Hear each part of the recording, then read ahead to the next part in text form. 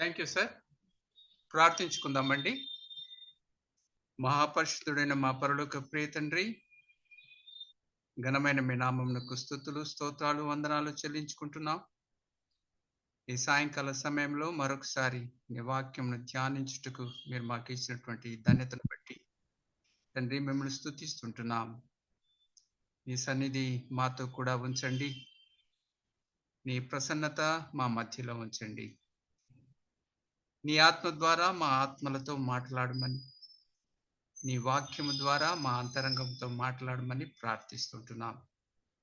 ఈ సమయం అంతటిని మీ స్వాధీనంలో ఉంచుకొని నాకును పాల్గొన్న ప్రతి వారికి నీ దీవెనకరముగా ఆశీర్వాదకరముగా ఈ సాయంకాలము ఈ సమావేశం ఉండులాగున ఆశీర్వదించి ఘనత మహిమ కీర్తి మీరే పొందవలసిందిగా మా ప్రభును మీ ప్రియ కుమారుడైన యేసే నామమున ప్రార్థించి వేడుకొంచున్నాను మా పరలోక ప్రియ తండ్రి.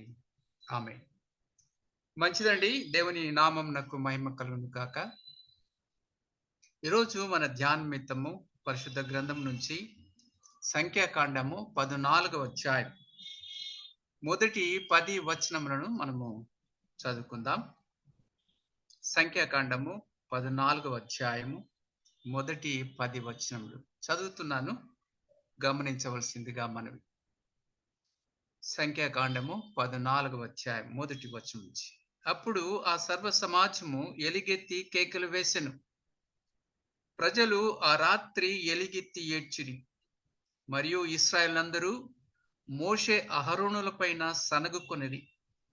ఆ సర్వ సమాజము, అయ్యో, ఐగుప్తులు మేమేలా చావలేదు, ఈ అరణ్యమందు మేమేలా చావలేదు, మేము కత్తివాత పడినట్లు యెహోవా మమ్మను ఈ దేశంలోనికి ఏల తీసుకుని వచ్చెను. మా భార్యలు మా పిల్లలు కొల్లపోదురు.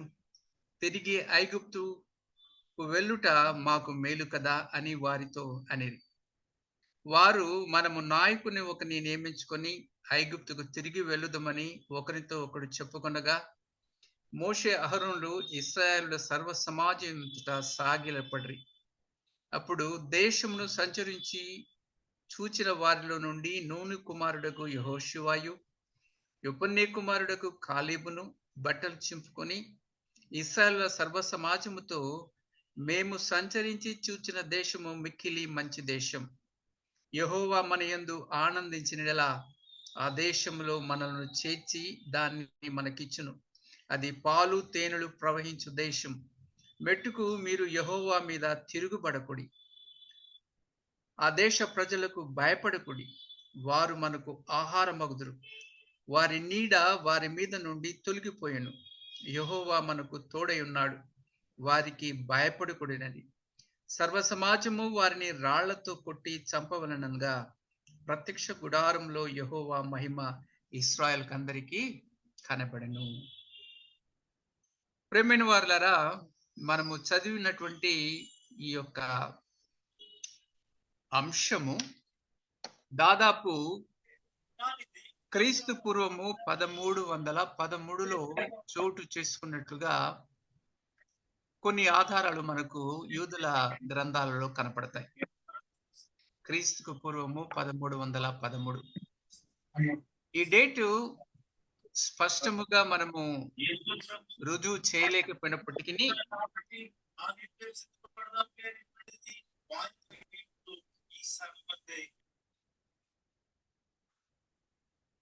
ఈ డేటును మనము ఖచ్చితముగా నిరూపణ చేయలేనప్పటికీ మెజారిటీ ఆఫ్ ఒపీనియన్స్ ఏంటంటే 1313.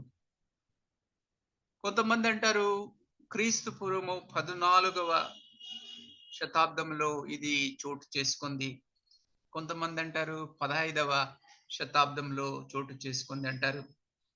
కానీ ఖచ్చితమైన డేటు మనము పొందుకోలేనప్పటికీ మెజారిటీ ఈ సంఘటన క్రీస్తుకు పూర్వము 1313లో చోటు చూసుకున్నట్టుగా యూదుల యొక్క గ్రంథాలలో మనము కనుక్కొనగలం. క్రీస్తు పూర్వము 313లో చోటు చేసుకున్నటువంటి ఈ యొక్క ఘటన ఎందుకు అంత ప్రాముఖ్యము? ఎందుకు ఈ సాయంకాలమున మనము ధ్యానించవలసినంత ప్రాధాన్యత ఉన్నది అని మనము ఆలోచించినట్లయితే, ఈ దినమున వారి చరిత్రలో అనేకమైనటువంటి బాధకరమైనటువంటి దినాలు, కెలామిటీస్, డిస్ట్రక్షన్, ఇవన్నీ కూడా సంవత్సరము వేరైనప్పటికీ అదే మాసము, అదే దినము చోటు చేసుకున్నట్లుగా యూదుల చరిత్ర మనం గమనించినట్లయితే మనము తెలుసుకోగలం. ఇంతకు ఆ రోజు ఏం జరిగింది? 13వ అధ్యాయంలో మనం చూసినట్లయితే, దేవుని యొక్క ఆజ్ఞ మేరకు మోషే ఆ యొక్క దేశాన్ని వేగు చూడడానికి 12 మంది వేగుల వారిని పంపించారు. వారు 40 దినములు ఆ దేశాన్ని వేగు చూచారు. మోషే వారికి ఏమని చెప్పాడంటే, ఆ దేశాన్ని వేగు చూచి అక్కడ ప్రజలు ఎలాగున్నారు, వాళ్ళ ఊర్లు ఎలాగున్నాయి, వాళ్ళ పట్టణాలు ఎలాగున్నాయి, ఆ దేశపు పంట ఎలాగుంటది, ఆ దేశములో మరి వృక్షాలు ఎలాగున్నాయి, ఈ విషయాలన్నీ కూడా వారికి తెలుసుకొని వీరికి చెప్పమని వారిని పంపించినట్టుగా మనం చూస్తాం. వారు అలాగే చూసి ఇద్దరు మనుషులు ఏం చేశారంటే, ఎష్కేలులో ఒక ద్రాక్ష గెలను కోసి ఆ ద్రాక్ష గెలను ఇద్దరు మనుషులు ఒక కర్ర సహాయంతో మోసుకొని మోషే దగ్గరికి తీసుకొని వచ్చారు అని మనం చదువుతాం. ఇది మనకు విచిత్రంగా ఉంటది కదా. పనసకాయ అంటే ఇద్దరు మనుషులు మోసారంటే అర్థం ఉంది. ఒక ద్రాక్ష గెలను ఇద్దరు మనుషులు మోసారంటే అది ఎంత సారవంతమైనటువంటి దేశం. ఇజ్రాయెల్ మనము వెళ్తే అక్కడక్కడ ఈ బొమ్మలు మనకు కనపడతాయి, ఈ పెయింటింగ్స్ కనపడతాయి. ఇద్దరు మనుషులు తమ భుజం మీద ఒక కర్ర సహాయంతో ఒక ద్రాక్ష గెలను మోసుకొని వచ్చినట్లుగా. ఇంతకు దేవుడు ఆ దేశం గురించి ఏం చెప్పాడు? ద్వితీయోపదేశ కాండము 8వ అధ్యాయం 7వ వచనం నుంచి చదివినట్లయితే, ద్వితీయోపదేశ కాండము 8వ అధ్యాయం 7వ వచనం నుంచి, నీ దేవుడైన యెహోవా నేను మంచి దేశములో ప్రవేశపెట్టును, అది నీటి వాగులను లోయలలో నుండి కొండలలో నుండి పారు ఊటలు గల అగాధ జన్ములు గల దేశం. అది గోధుమలు, యవలు, ద్రాక్ష చెట్లు, అంజూరపు చెట్లు, దానిమ్మ పండ్లు గల దేశం.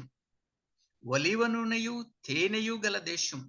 కరువు అనకుండా నీవు ఆహారము తిను దేశం. అందులో నీకు ఏ లోపం ఉండదు. అది ఇనుపరాళ్ళు గల దేశం. దాని కొండలను నువ్వు రాగి త్రియవచ్చును. అది పాలు తేనెలు ప్రవహించు దేశం, ఆహారానికి సమృద్ధి. అక్కడ ధాన్యం ఏంటి? గోధుమలు, యవలు. ఆహారానికి గోధుమలు, యవలు. మరి పండ్లు ఎలాంటివి? అంజూరపు చెట్లు, దానిమ్మ పండ్లు. మరి రసం కోసము ద్రాక్ష చెట్లు, నూనె కోసము ఒలివ చెట్లు, అడవి తేనె, ఆకాశపు మంచు, లోయలు, పల్లములు కలిగిన దేశం, అనేకమైనటువంటి ఖనిజముల చేత ఆశీర్వదింపబడిన దేశం. ఆ దేశము మంచి దేశము అని వాళ్ళు చెప్తున్నారు. కానీ అక్కడ ఉన్నటువంటి ఒక ట్విస్టింగ్ ఏంటంటే, అక్కడి ప్రజలు ఆజానుబాహులు. వాళ్ళ దృష్టికి మేము మిడతల్లాగా కనపడ్డాము, మా దృష్టికి కూడా మేము వారి ముందు మిడతల్లాగా కనపడ్డాము. ఏ రాంగ్ రిపోర్ట్, అవిశ్వాసముతో కూడినటువంటి ఒక రిపోర్ట్. ఎందుకంటే దేవుడు తన దక్షిణ హస్తాన్ని చాపి ఆశ్చర్యమైన రీతిగా ఐగుప్తులో నుంచి వారిని విమోచించిన తరము ఇంకా బ్రతికే ఉన్నారు. ఇశ్రాయేలు ఐగుప్తీయులు తమ యొక్క జ్యేష్ఠ కుమారులను పాతి పెట్టుతుండగా వారి మధ్యలో నుంచి నడిచి ఐగుప్తు నుంచి వాళ్ళు విడుదల పొందినటువంటి విషయాన్ని వారు ఇంకా మర్చిపోలే. రాత్రి అగ్ని స్తంభంలో, పగలు మేఘ స్తంభంలో దేవుడు తన ప్రసన్నత వారికి అనుగ్రహించి వారిని కాపాడుతూ వారిని నడిపించిన విషయాలన్నీ కూడా వారు గుర్తు పెట్టుకునే ఉన్నారు. ఆ తరం వారు బ్రతికే ఉన్నారు. ఇన్ని అనుభవించినప్పటికీ చివరికి విశ్వాసానికి వస్తే వారి దృష్టిలో మేము మిడతలాగున్నాము, మా దృష్టిలో కూడా మేము మిడతలలాగా ఉన్నాము. అందువలన ఒక చోట దేవుడు ఏమంటాడంటే, ఎవరి వలన నేను విసిగిపోయాను, ఈ 40 సంవత్సరములు ఎవరి వలన నేను విసిగిపోయాను, నేను విసిగి వీరు నా వాగ్దాన దేశంలో ప్రవేశించకూడదని నేను ప్రమాణము చేశాను అని దేవుడు చెప్తున్నాడు. అంటే దేవుని అద్భుత కార్యాలు అనుభవిస్తూ, దేవుని యొక్క కాపుదల అనుభవిస్తూ, దేవుని మేలు అనుభవిస్తూ దేవునిని మరచిపోయిన తరము, దేవుని ఎడల విశ్వాసము లేని తరం, విశ్వాసము గల వారిగా కనపడుతూనే ఉన్నారు కానీ వారి అంతరంగంలో విశ్వాసం లేదు. దేవుని మేలు ఒక పక్క అనుభవిస్తూనే ఉన్నారు కానీ దేవుని యందు మనస్సు నిలుపని వారిని ఏమని మనం అనుకోవచ్చు? యేసు ప్రభు చెప్పాడు కదా, ఈ మనుషులు పెదవులతో నన్ను ఘనపరచుదురు కానీ వారి హృదయాలు నాకు దూరంగా ఉన్నాయి. అంటే ఇశ్రాయేలులోనేనా లేక నేటి తరంలో కూడా అలాంటి ప్రజలు ఉన్నారా? ఒకసారి ప్రశ్న వేసుకుందాం. దేవుని యొక్క వాక్యం వినడానికేనా లేక అప్లికేషన్ మన జీవితాలకు అన్వయించుకోవడానికి కూడా దేవుని వాక్యము సరి అయినదా? ఆ దినాలలోనే కాదు, ఈ దినాల్లోనే కూడా మనుషులు నోటితో దేవుని ఒప్పుకొనుచు తమ హృదయంలో దేవుని లేని వారుగా ఉన్నారు. నాస్తికులు దేవుడు లేడని అంటారు. క్రైస్తవులు దేవుడు లేడని అనరు కానీ దేవుడు లేడన్నట్టుగా మనసులో కలిగి వాళ్ళు జీవిస్తూ ఉంటారు. వాళ్ళేమో నోటితో దేవుడు లేడంటారు. క్రైస్తవులలో కొంతమంది దేవుడు లేడన్నట్టుగానే లోకంలో జీవిస్తుంటారు. దేవుని భయము కానీ, దేవుడిచ్చే విశ్వాసతను కానీ, దేవుడు నన్ను గమనిస్తున్నాడంటూ అవగాహన కానీ, కష్టాలలో ఇబ్బందులో దేవుడు నాతో కూడా ఉన్నాడు, నేను విడువను ఎడబాయను అన్న దేవుడు నా దేవుడు అన్నటువంటి స్థిరమైన విశ్వాసము కలిగి ఉన్నవారు నేటి దినాలలో కూడా చాలా మంది అలాంటి విశ్వాసాన్ని కలిగి. కాబట్టి వాళ్ళు ఏడ్చిన కారణాన ఆ దినము వారి జీవితాలలో ఒక గొప్ప కెలామిటీగా మారినట్లుగా మనం చూస్తాం. ఆ సమయంలో దేవుడు జోక్యము చేసుకోకపోతే వాళ్ళు ఏం చేసేవాళ్ళంటే మోషే అహరోనులను రాళ్లతో కొట్టి చంపి సమాధి చేసేవాడు. అయితే 10వ వచనంలో మనం చదువుతున్నాము, ప్రత్యక్ష గుడారములో యెహోవా మహిమ ఇశ్రాయేలుకు అందరికీ కనబడెను. గాడ్ ఇంటర్వీన్, దేవుడు చొరవ చేసుకున్నాడు. ఆ మహిమ కనపడకపోతే మోషే అహరోనును రాళ్లతో కొట్టి సమాధి చేసేవాడు.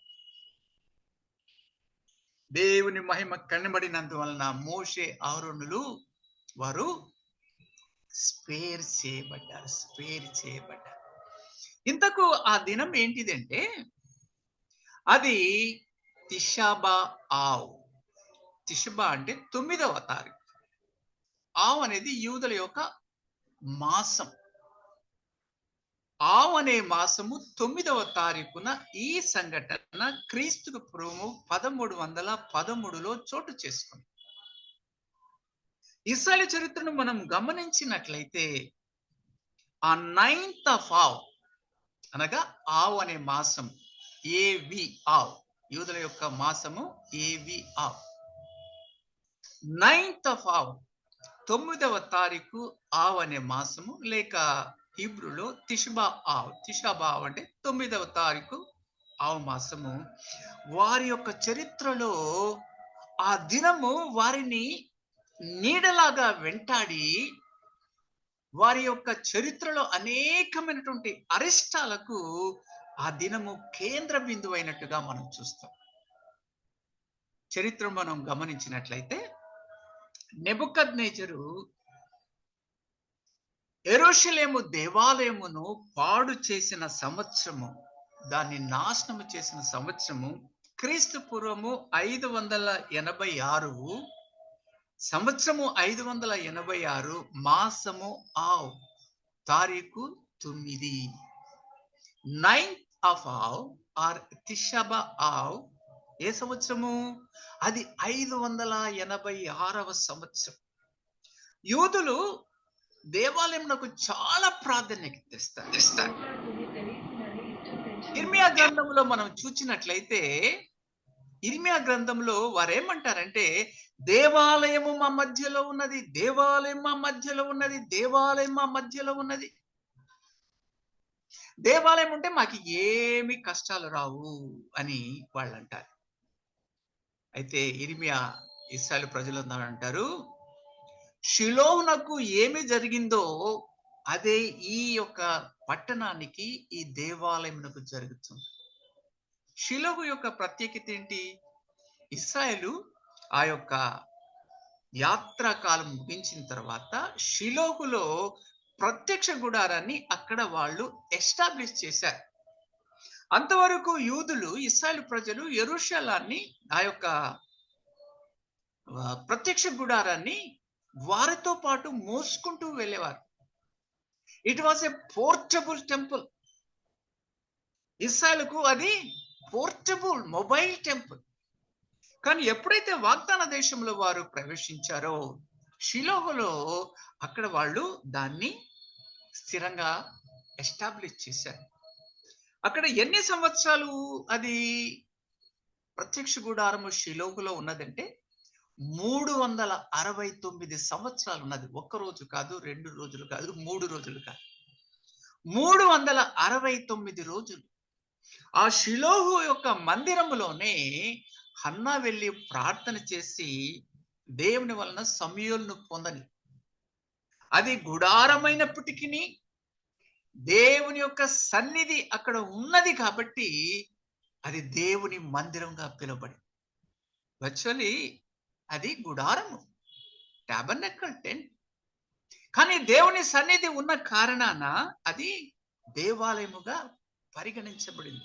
అక్కడ 369 ఉన్నప్పుడు, సంవత్సరాలు ఉన్నప్పుడు, ఏలీ కాలంలో ఇశ్రాయేలు దేవునికి విరోధముగా చేసిన పాపాన్ని బట్టి ఫిలిష్తీయులు ఇశ్రాయేలు మీద యుద్ధానికి వచ్చి వారిని ఓడించి యుద్ధ భూమిలో ఉన్న మందసాన్ని కూడా వాళ్ళు కైవసం చేసుకొని ప్రత్యక్ష గుడారాన్ని నాశనము చేశారు.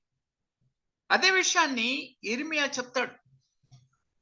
షిలోహులో ఏమి జరిగిందో అదే ఈ మందిరానికి జరగబోతుంది. ఎందుకంటే మీరు మందిరానికి ప్రాధాన్యత ఇస్తున్నారు, కానీ మందిరములో ఉండవలసిన దేవునికి మీరు ప్రాధాన్యత ఇవ్వడం లేదు.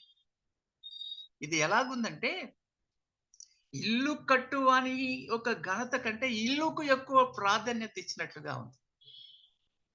అందుకోసమే ఒక చోట ప్రభు అంటాడు, సొలొమోను కంటే గొప్పవాడు ఇక్కడ ఉన్నాడు, సొలొమోను కంటే గొప్పవాడు ఇక్కడ ఉన్నాడు. కాబట్టి ఆనాటి ఇశ్రాయేలు మందిరానికి ప్రాధాన్యత ఇచ్చారు, నిజ దేవునికి ప్రాధాన్యత ఇవ్వాలి. అందువల్ల దేవుడు ఒక చోట ఏమన్నాడంటే, మీ బలులు నాకు అవసరం లేదు, మీ పండుగలు అవసరం లేదు, మీ ఉపవాసాలు నాకు అవసరం లేదు. ఎందుకంటే మీ అంతరంగంలో నాకు స్థానం లేదు. నాకు స్థానం లేని మీరు ఈ స్థలానికి ప్రాధాన్యత ఇస్తున్నారు. ఆ రోజేనా, ఈ రోజు కూడా దేవాలయమునకు వెళ్తేనే ప్రార్థన అంగీకరించబడుతుంది అనుకునే వాళ్ళు ఎంతమంది లేరు? ఉదయం 3 గంటలకు ప్రార్థన చేస్తేనే దేవుడు వింటాడు ఆశీర్వదిస్తాడు అనే బోధకులు ఎంతమంది లేరు, వారిని నమ్మేవాళ్ళు. కానీ దేవుని యొక్క వాక్యం చెప్తుంది, అమ్మ ఒక కాలం వస్తుంది, ఆ కాలమున ఈ కొండ మీద కానీ యెరూషలేము కానీ దేవుణ్ణి ఆరాధించరు. దేవుడు ఆయన ఆత్మ. దేవుడు ఒక స్థలానికి, ఒక సమయానికి, ఒక వ్యక్తికి పరిమితమైన వాడు కాడు. ఇర్మియా గ్రంథంలో దేవుడు చెప్పిన రీతిగా యెరూషలేం దేవాలయము క్రీస్తు శకము 368లో 86లో అదే తిషాబా ఆవు, ఆ యొక్క ఆవు అనే మాసము 9వ తారీఖు నాశనమే. నెబుకద్నెజరు కూల్చేశాడు, కాల్చేశాడు. ఆశ్చర్యమైనవి ఏంటంటే వాళ్ళు రెండవ దేవాలయం కట్టుకున్న తర్వాత రెండవ దేవాలయము కూడా AD 70లో, క్రీస్తు శకము 70లో అదే మాసము, అదే దినము అది నాశనము చేయబడింది. ఈ సీక్వెన్స్ మీరు గమనించాలి. దేవుని కార్యాలు ఎలాగుంటాయి, దేవుని యొక్క ప్రణాళిక ఎలాగుంటది అని మనం అర్థం చేసుకోగలుగుటకు ఈ యొక్క సీక్వెన్స్ మనకు చాలా ఉపయోగపడుతుంది. మొదటి దేవాలయము సంవత్సరమేరపుటికి అదే నెల, అదే మాసము, అదే దినము నాశనమైంది. రెండవ దేవాలయము కూడా అదే నెల, అదే దినము, సంవత్సరము వేరైనప్పటికీ అదే మాసము, అదే దినమున అది నాశనమైపోయింది. తర్వాత క్రీస్తు శకము 133లో సైమన్ బార్కోవా నాయకత్వంలో యూదులలో ఒక తెగవారు రోమా ప్రభుత్వం మీద తిరుగుబాటు చేసి యెరూషలేమును స్వతంత్రించుకోవాలని వారు ప్రయత్నించినప్పుడు రోమియులు వారి మీద దండెత్తి లక్షల మంది యూదులను కత్తివాత హతము చేసి ఆ యొక్క తిరుగుబాటును వాళ్ళు అణిచివేసి ఆ యొక్క యెరూషలేమును వారు తిరిగి క్యాప్చర్ చేసుకున్నారు.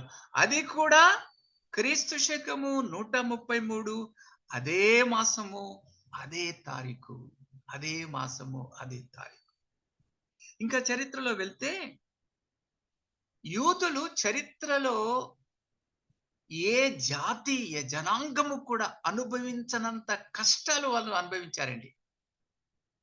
ఇది మనం నేర్చుకోవాలి, తెలుసుకోవాలి. చాలా మందికి అబ్రహాము గురించి అవగాహన ఉంటది, ఇస్సాకు యాకోబుల గురించి అవగాహన ఉంటది, దావీదు గురించి అవగాహన ఉంటది, సొలొమోను రాజు గురించి అవగాహన ఉంటది. కానీ వారి జనాంగమైనటువంటి ఇస్రాయేలు గురించిన అవగాహన చాలా మంది క్రైస్తవులకు ఉండదు. వాళ్ళను పట్టించుకోరు. కానీ చరిత్రను మనం చూసినట్లయితే ఏ జాతి కూడా అనుభవించనన్ని శ్రమలు యూదా జాతి అనుభవించింది. యూదా జాతి అనుభవించింది. అందుకోసమే యెషయా గ్రంథంలో మనము కొన్ని అధ్యాయాలు మనం చూసినట్లయితే దేవుడు యాకోబుతో అంటాడు, ఇశ్రాయేలు జనాంగంతో అంటాడు, ఇశ్రాయేలు నువ్వు నా జ్యేష్ఠ కుమారుడు, నా సేవకుడవు. దేవుడు యెషయా గ్రంథంలో ఇశ్రాయేలును నా సేవకుడు అంటాడు. దానిని ఆధారం చేసుకుని యూదులు ఈ రోజు వరకు యెషయా 53లో అక్కడ వర్ణించబడినటువంటి, వధించబడినటువంటి, హింసించబడినటువంటి, శ్రమపడబెట్టినటువంటి ఆ మెస్సయ మేమే అంటారు. వాళ్ళు యేసు అని వాళ్ళు ఒప్పుకోరు.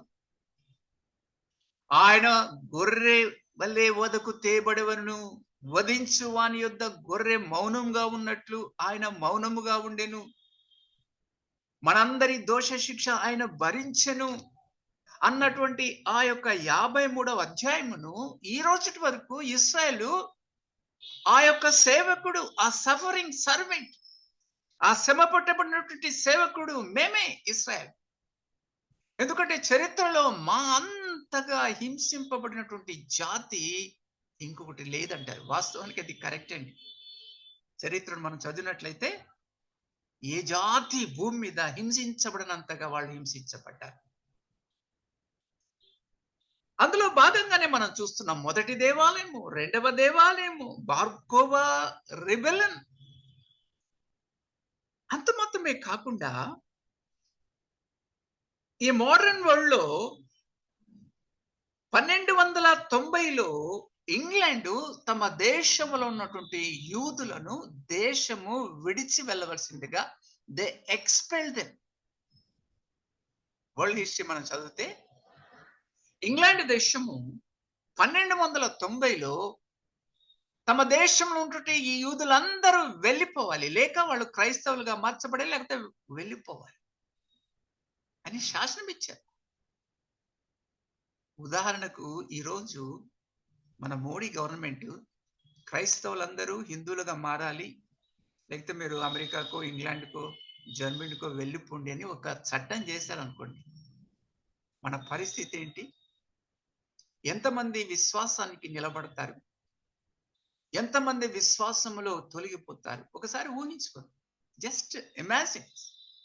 ఈరోజు గవర్నమెంట్ క్రైస్తవులు ఇక్కడ ఉండడానికి వీల్లేదు, మీరు వేరే దేశాలకు వెళ్ళండి, మీరు ఈ దేశంలో ఉండాలంటే మీ మతాన్ని మార్చుకోవాలి అన్నప్పుడు వాళ్ళ పరిస్థితి ఎలాగుంటుంది, మన పరిస్థితి ఎలాగుంటుంది? The same thing happen. England 1290లో తమ దేశం నుంచి యూదులు వెళ్ళిపోవాలి, లేదా క్రైస్తవాన్ని వాళ్ళు ఒప్పుకోవాలి. ఒక ఇంగ్లాండేనా, స్పెయిన్ దేశం కూడా 1492లో తమ దేశం నుంచి యూదులు వెళ్ళిపోవాలి అని చెప్పారు.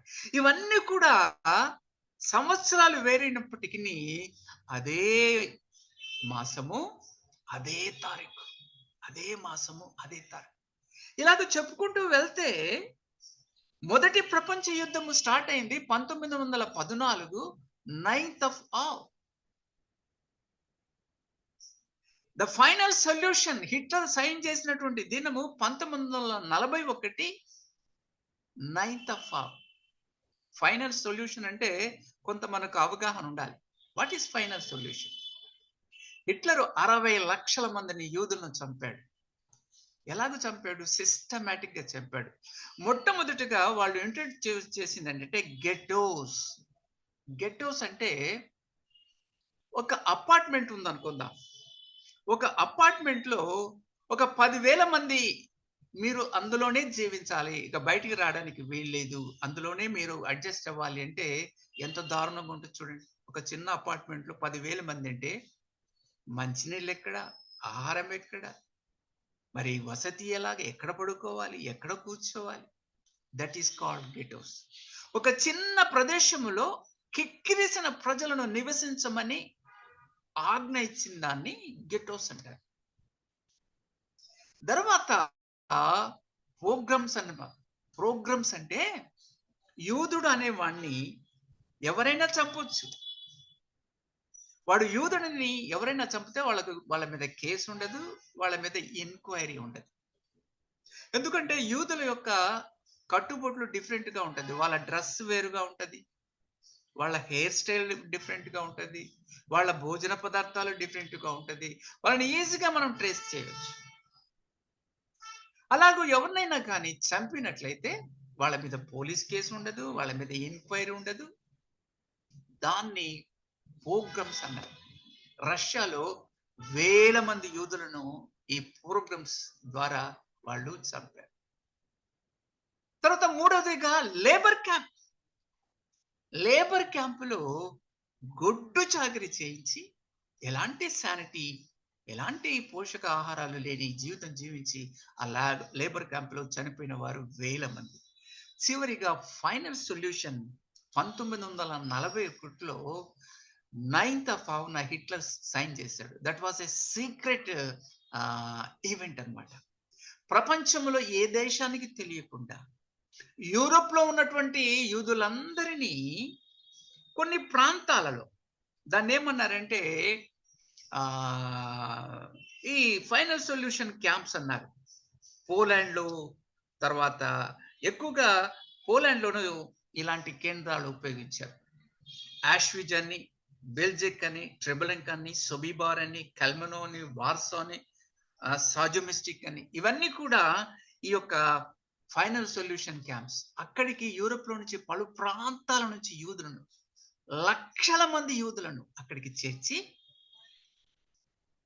వారు ప్రయాణము చేసినందువలన వాళ్లకు అనేకమైనటువంటి బ్యాక్టీరియా వచ్చి ఉంటుంది. కాబట్టి మీరు షాంపూతో షవర్స్ లో మీరు స్నానం చేయాలని చెప్పి గ్యాస్ చెంబర్లోకి షవర్ బాత్ అని చెప్పి వాళ్ళని పంపి డోర్ క్లోజ్ చేసి గ్యాస్ను వదిలి ఆ శవాలను బూర్చడానికి వారికి వీలుదు కాబట్టి వాళ్ళను ఫర్నెస్ లో పెట్టి కాల్చి వేశారు. That is called final solution. ఈ ఫైనల్ సొల్యూషన్ సైన్ అయిన డేట్ కూడా 1941 9th of August. కాబట్టి ఈ రీతిగా అనేకమైనటువంటి అరిష్టాలు వారిని వెంటాడుతున్నాయి. మొదటి దేవాలయము నాశనము చేయనది మొదలుకొని యూదులు ఆ దినమును దుఃఖ దినముగా వాళ్ళు పరిగణించి ఆ దినమున వారు 25 గంటలు ఉపవాసం ఉంటారు. మొదటి దేవాలయము కూలినది మొదలుకొని అనేక దుర్ఘటనలు కలిగినటువంటి ఆ దినాన్ని వాళ్ళు జ్ఞాపకం ఉంచుకొని ప్రతి సంవత్సరము 9th of August రోజు 24 గంటలు కాదు కానీ 25 గంటలు ఆహారము నీరు విశ్రాంతి లేకుండా వాళ్ళు సమాజ మందిరాల్లో వాడు గడుపుతారు. ఆ రోజు సమాజం వెళ్ళి విలాప వాక్యములు వాళ్ళు చదువుతారు. ఆ రోజు సమాజం ముందులో వాళ్ళు వెళ్ళి వాళ్ళు ఏడుస్తారు. ఎలాగూ ఏడుస్తారంటే క్రింద పడి దొర్లుతూ ఏడుస్తారు. ఒకసారి నెపోలియన్ బోనాపార్టీ, ఫ్రాన్స్ దేశంలో ఉన్న నెపోలియన్ బోనాపార్టీ ఒకరోజు వెళ్తూ ఉంటే అక్కడ కొంతమంది ఏడుస్తున్నారట. తన సైనికులను పిలిచి వాళ్ళు ఎందుకు ఏడుస్తున్నారు అని అడిగారట. అప్పుడు వాళ్ళు ఏం చెప్పారంటే వాళ్ళు యూదులండి, అందుకోసం ఏడుస్తున్నారు.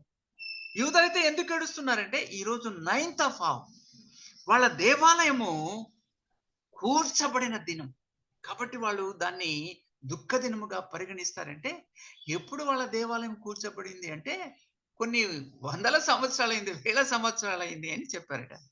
అప్పుడు నెపోలియన్ ఆశ్చర్యపడట. ఏదో నిన్న మొన్న కూలినట్లు వీళ్ళు ఇంతగా ఏడుస్తున్నారేంటి? వందల సంవత్సరాలకు పూర్వము, వేల సంవత్సరాలకు పూర్వము వీళ్ళు ఏడుస్తున్నారేంటి అని ఆయన ఆశ్చర్యపోయాడు. జకరియా గ్రంథములో ఒక మాట మనం చదువుతాం. జకరియా గ్రంథము 7వ అధ్యాయం. జకరియా గ్రంథము 7వ అధ్యాయం. రాజైన దర్వేషు ఏలుబడిందో 4వ సంవత్సరం క్రీస్తువును 9వ నెల 4వ దినమున బేతేలు వారు షెరేజు వారును రెగ్మ వారును తమ వారిని పంపి ఇన్ని సంవత్సరం మేము దుఃఖించినట్టు 5వ నెలలో ఉపవాసం ఉండి దుఃఖింతుమా అని యెహోవాను శాంతిపరచుటకు మందిరమునొద్దనున్న యాజకులకు ప్రవక్తలకు మని చేయగా సైన్యములకు అధిపతికి యెహోవాకు నాకు ప్రత్యక్షమై సెలవచ్చినదేమనగా దేశపు జనులందరికీ యాజకులకు నీ మాట తెలియచేయవలను. ఈ జరిగిన 70 సంవత్సరంలో ఏటేటా 5వ నెలను 7వ నెలను మీరు ఉపవాసం ఉండి దుఃఖము సల్పుచూ వచ్చినప్పుడు నా యందు భయభక్తులు కలిగి ఉండి ఉపవాసం ఉంటిరా. ఆ మొదటి దేవాలయం కూలిన తర్వాత వాళ్ళు ఒక ప్రాక్టీస్ పెట్టుకున్నారు, ఒక రిచువల్ లాగా పెట్టుకున్నారు. ఆ దినము వాళ్ళు ఏడవటం, ఏది 7వ నెల 10వ నెల ఇవన్నీ కూడా ఆ దేవాలయము కూలినటువంటి సీక్వెన్స్ ఆఫ్ డేట్స్ అన్నమాట, ఈవెంట్స్ ఆఫ్ డిస్ట్రక్షన్. 7వ నెల, తర్వాత 4వ నెల, 5వ నెల. దేవుడు అంటున్నాడు, ఇన్ని సంవత్సరాలు మీరు ఏడ్చారు, నిజంగా నా యందు భయభక్తులు కలిగే ఏడ్చారా అని అంటున్నారు. అంటే వాళ్ళు దేవుని యందు భయభక్తులు కలుగుంటే వాళ్ళు అలవాటుగా ఏడ్చారు అనేది తెలుస్తుంది. ఇక్కడ మనం గమనించాలి, దేవాలయము నాశనము కాబడింది అని దుఃఖించటం కంటే దానికి పట్టిన దుర్గతిని బట్టి ఏడ్చుట కంటే అది ఎందుకు ఆ స్థితి సంభవించింది అని ఆలోచించటము చాలా ప్రాముఖ్యమైన విషయం.